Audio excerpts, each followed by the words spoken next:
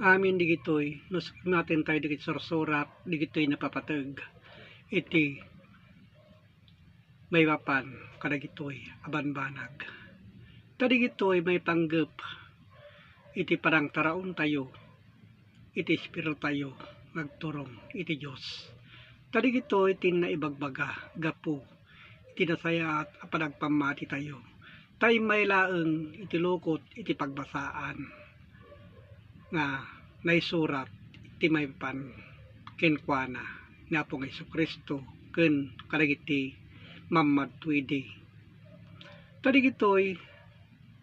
ngay naibagbaga isu na espirituan apalawag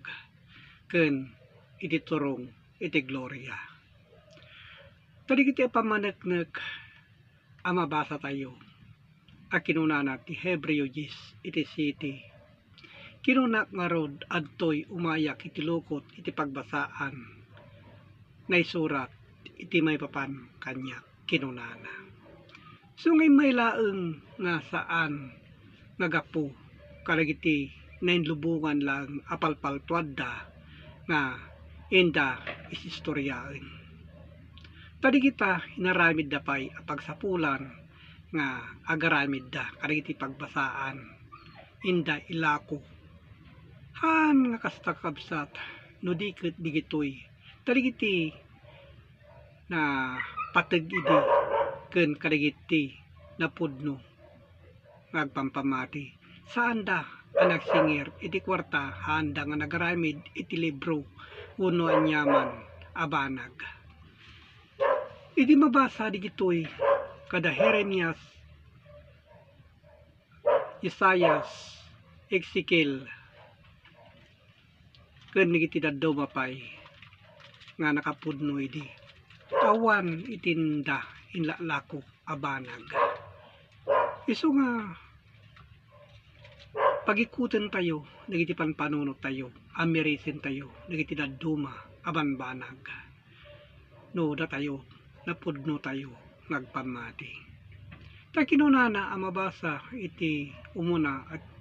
Timoteo 1 itong si kas mayan nurot iti nagloryaan nga ebanghelyo iti bendito a Dios iso tinaytalag kanyak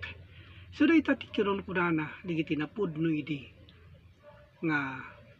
nagsuksukimat uno adalan idi na Apong Jesucristo nga insurat ni Apostol Pablo so digito itin na ibagbaga ni Apostol Pablo idi inanyad adal idi gapu iti pada kay toblak na idi ket bimangon akastoy haan nga may panggeplaan iti lasag a bimangon no di ket gapu kadagitoy asursurat a binangunan na nga impatakder na iti napudno a panagpamati kasta iti panagpamati na idi na Apostol Pablo nga iso ti maysa nga kadwan iti aramidan gapu iti ebanghelyo ta kinunana iti Roma City iti 12 iti kasta nga rod iti linteg na santuan ket tibilin na santuan na linteg ken naimbag isu daytoy iti linteg nga ibagbagana kasabali iti linteg iti gobyerno linteg iti tao nagduma digita akay papanan na isu kadagitoy kailangan nga sukimaten tayo iti kinapudno gapu kadagiti sursurat digitoy apamaneknek anay surat iti Juan 5 iti 39 da kayo sukimaten nyo dagiti sursurat agsipud ta pagarupen nyo nga adda kadakwada iti biagyo nga agnanayon ket dagitoy isuda iti mangpaneknek iti mapan kanyak